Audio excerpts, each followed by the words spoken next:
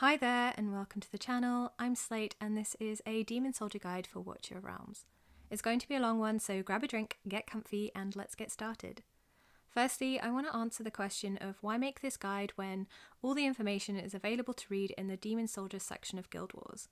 Well, it's a lot of information, especially if you're approaching Guild Wars for the first time, and so I hope that by breaking the different types of Demon Soldiers down into different categories, and then going over the important parts of each unit, this will help you when you need to assess a defense and work out which units you need to bring in order to win. Whilst every type of Demon Soldier has unique strengths and weaknesses, I found that there are similarities between units which I've been able to categorise as those that block, force, swarm or fly, and there is also a fifth category for the units with a unique purpose. We're going to start with the units that block. These Demon Soldiers have high HP and can withstand damage from your opponent's heroes. The reason I call them blockers is because they usually stay alive long enough to block up the front tank, which allows your other units to move past and go for a win.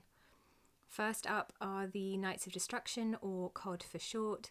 These beefy boys can soak up any type of damage and pair really well with tanks or pharaohs depending on who you're up against. At level 5 they gain an additional 15% defense. It's only one unit and the cost is 6, which means you can't place two together, but that's okay because they usually stay alive long enough anyway.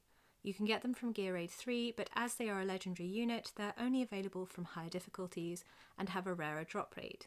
This will be true of all legendary units, and also the epic units will also be harder to get as well, so please keep this in mind as we go over everything else. Next we have the Stitched Carrion, also known as the Big Epic, who is essentially the epic version of COD. They too can take on any type of damage and have high HP. At level 5 they get an additional 25% HP. It is a single unit, but it is cheaper than COD at only 4 cost. This means you can drop two simultaneously if needed, and you also get them from Gear Raid 3. These are a really good option for pairing with COD against magic damage dealers until you get the pharaohs, who we will speak about next. Imperial Pharaoh Guards, better shortened to just pharaohs, are a Guild War exclusive unit and so are quite rare and take time to accumulate. They gain a 15% magic resistance at level 5, deploy as a single unit and cost 5 energy. They are absolutely fantastic at tanking magic damage, so you will notice a difference when you start being able to use them against Mage and Valkyrie teams. Then we have the Epic Tanks, officially known as Fallen Templars. These are your physical damage tanks able to withstand attacks from marksmen and fighters, but they melt against mages, which is why you usually either bring them or pharaohs to a fight rather than both. Again, it is a single unit costing 5, and at level 5 they gain a 15% defense, and you can get them from Gear Raid 2. Finally, we have the rare version of the Epic Tanks, and they are the Skeleton Guardians, which are also collected from Gear Raid 2. Do not underestimate this unit simply because it is a rare. They are very helpful, especially as they have a low cost of 4 and deploy as a pair, giving you 4 tanky units for just under 10 cost. That said, because they are rare and the lesser version of the Fallen Templars, this means they are also weak against magic damage and do not have the same stats to withstand the same amount of damage as their epic counterpart. That concludes the blockers, and now we're going to move on to the force category. These are your damage dealing Demon Soldiers, which you can use to quite literally force your way through your opponent's defences. First up are the Legendary Destroyers. Upon first glance you may think that they are similar to the COD units, however these do not have the same damage withstanding capabilities as the Knights of Destruction, especially as they are weak to magic damage even after they gain that 15% magic resistance at level 5. They are found in Gear Raid 1, cost 7 energy to deploy, and deal a nice amount of AoE damage. They pair well with blockers or when you need something that can hit but also take a hit. Next are the Mages, starting with the Legendary Bookkeepers. These Gear Raid 1 units deal a ridiculous amount of burst magic damage and work really well against enemies clustered together. Because they cost 5, you can place 2 together at 10 cost, which is the way I would most recommend using them. This gives you even bigger burst damage and can easily wipe out tanks if you've already dispatched the enemy's healer. Their 15% defense boost at level 5 seems odd to me, as I would much rather it was an attack boost, but At least it means they hopefully won't get one-shot by the enemy. The epic mages deploy in pairs and provide ranged magic damage that can hit platform units, which is something the legendary units aren't as great at doing. These White Tower Scholars are found in Gear Raid 1, cost 4 to deploy and gain a 15% attack increase at level 5, which makes a lot more sense for this type of unit. Finally, the rare Scalekin mages also deal ranged magic damage and can also hit platform units. However, these guys are not very good, and so I wouldn't recommend you keep using them once you get the epic or legendary versions.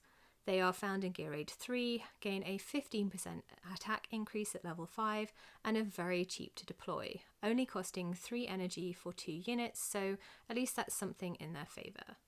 Anyway, moving on to the archers, we will start with the single epic ones, also known as Soul Bone Archers, which deal physical damage and can take down vulnerable platform units, though they will always target the forwardmost enemy, so if there is a tank in front of a marksman, they will not aim for the platform and will instead die trying to take on the tanks.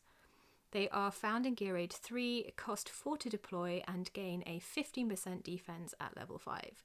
Seriously, Moonton, why are damage dealers gaining a defense boost? If you see this, we accept that they're squishy, so please could you do a little change and change this to an attack boost instead. Anyway, the rare version of archers are these guys, and they deploy in 3s. These elite skeleton archers are actually pretty decent when you're starting out in Guild Wars, as their grouping makes up for their lower damage compared to the epic archers. I would still pick the epic version over these rares, but for only 3 costs they have their uses. You can also get them from Gear Raid 2, and they also get a 15% defense boost at level 5. The next type of force unit we're going to go over are the Axe Slaughterers, one of the best GVG units in the game in my opinion. These guys do a hell of a lot of physical damage and pair extremely well with lots of units, especially assassins, which I will talk about shortly. You can get them from Gear Raid 3, they gain a 15% attack increase at level 5, and because they cost 6 to deploy, you can't double them up, but that's okay as they come in pairs, and as I said, they pair really well with other units. The rare version of axes are called Fallen Reapers, which I often refer to as crawlers because of how they move. They are found in Gear Raid 3, cost 3 and deploy in pairs. Because they have a relatively high physical damage and are so cheap, they're a good option for a first wave of damage against a tank with an invincibility passive such as Regulus or Baron, especially as they gain a 15% attack increase at level 5. Finally, we have the Assassins, nicknamed Sins, but are actually called Shadowcasters. These are magic dealing melee units that are found in Gear Raid 2 and cost 4 to deploy. They also come in pairs, and because of their cost, they are often used with axes as a means to overpower your enemy's defences. At level 5, they get an extra 15% dodge rate, which I'm not entirely sure what that actually does, given how squishy these powerhouses actually are. And with that, it concludes the force section of these units, and as you can probably tell, they all need to be used in strategies where they won't be taking high enemy damage, especially ultimates. You can use blockers for protection, but you can also bait the enemy, which is a technique I will go over in another video, and therefore you might find you need a unit from the next category, which are the Swarm Demon Soldiers. These units are defined as pretty squishy, but have a high quantity, which allows them to be used in many different ways. First up, we have the Abyssals, which is an epic unit found in Gear Raid 1. These units are fairly slow, so it's not until they reach level 5, when they gain an extra wiggly squid, that they become more useful, because dropping 5 demon soldiers at once is the highest number possible so far in the game. Next, we have the rare spiders, everyone's favourite bombing companion. At level 5, their number increases from 3 to 4, and they can be collected from Gear Raid 1 as well. These units are fantastic for speed tactics, as they only cost 3 to deploy, and as you don't always need both for a strategy, you can also use them as bait. The weirdest of the swarm units are the Necromancers, who summon 2 skeletons every 21 seconds. At only 5 costs, this means you could double deploy and end up with 6 to 8 units reaching the enemy's front line. They're found in Gear Raid 1, and boosting them to level 5 increases the stats of the skeleton fighters they summon. One thing to note though is that the skeletons can be summoned on either side, so there is an element of RNG to using Necros, though it's pretty awesome when one of the skeletons just walks straight past a tank in the middle of the map because it was summoned along the edges. And finally we have the dogs. Starting with the rare Carrion Hounds, these speedy Gear Aid 3 units deploy in pairs and only cost 3 energy. They are pretty handy for a number of strategies, can be used as bait, and pair well with their epic counterpart, the Ghoul Hounds. These epic dogs are probably my favourite demon soldier, as they are just so versatile, and this is why they are nearly always in my teams. They are collected from Gear Aid 3, gain a 20% speed increase at level 5, cost 5 to deploy and drop in 3s. They are fantastic at sneaking past a blocked tank and taking out a fighter because they do a surprisingly decent amount of damage. I'll probably make a separate video just on these doggos because they simply are the best. We're nearly there with these categories, just 2 more to go, and next we're going to talk about the flyers. There are only 3 units that fly over, and there is 1 in each rarity, and they can all be collected from Gear Aid 2. It is a very easy win if you can come up against an opponent that has no units that can target the air, but beware of heroes such as Valkyra who can hit flyers on their ultimate. The legendary flyers or lightning guards are single units deployed at 5 cost. At level 5 they gain a 15% attack boost, which is very nice, especially as these guys already do a decent amount of damage and work really well either deployed together or with the epic flyers to get 3 units into the enemy's portal to take the win. Speaking of epic flyers, the Merkling Menacers also drop at 5 cost, but they come in pairs. They get a 20% crowd control resistance at level 5, which may help against slows or freeze, but I'm not entirely sure how much difference this actually makes. They also don't do anywhere near the damage that the legendary flyers do, but they are also much more tanky than the rare flyers, which is why they are the ideal flying unit to reach the portal between ultimates if that's the type of strategy you've decided on. Finally, the rare flyers are the cheapest of the flying units at only 3 cost, and they come in 3s.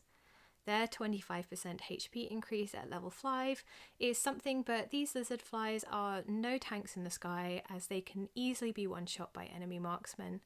That said, they do make for an excellent bait unit if you're trying to get the attention of a backline platform unit, and they stack well with each other or other flyers if you're racing to reach the portal.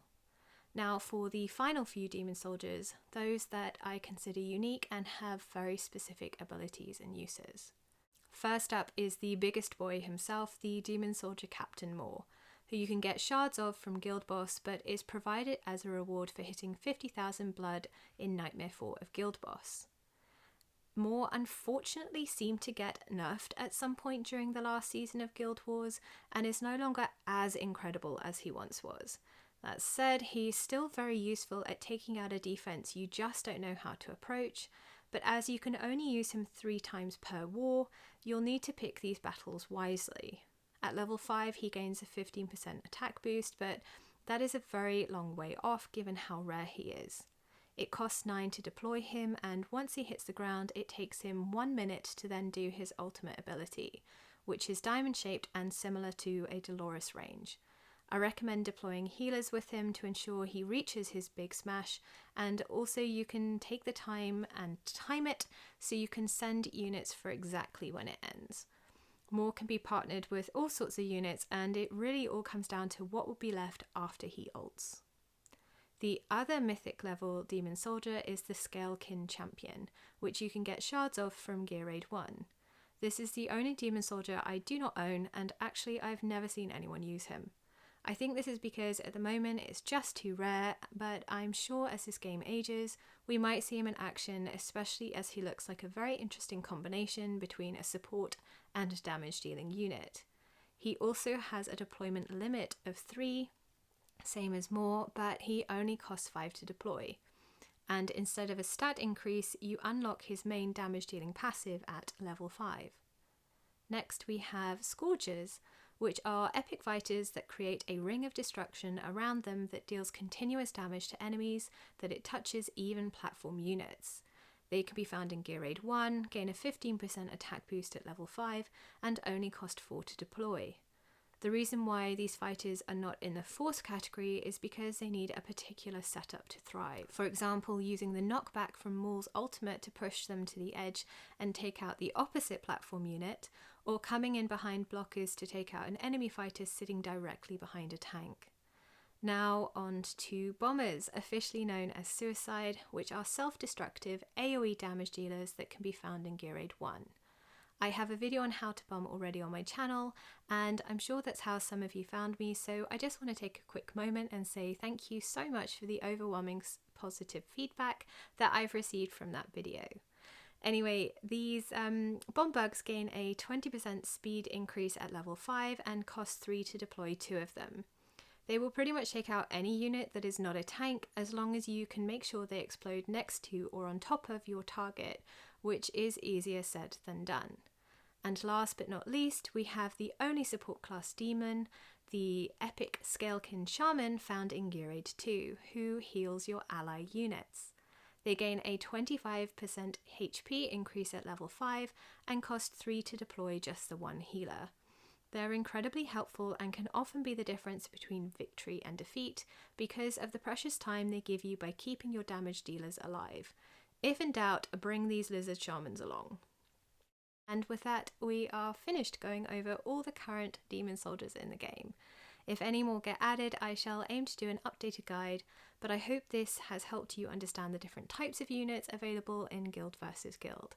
As I said at the beginning, all of this information is available to read in the Demon Soldier section of the Guild page, but I do hope that by breaking down the units into different categories, it helps you when mentally preparing for a fight. For example, if you're up against a mage-heavy offense, you'll need to bring both blockers and force units that can withstand and take out magic wielders. Or if you take out the frontmost marksman with your archers, then you could possibly fly over the remaining units. I'll go over some more tips and tricks on how to assess a defense in a future video, but for now I think it's time to wrap things up. Leave a like and subscribe if you haven't already, and drop a comment letting me know who is your favourite demon soldier.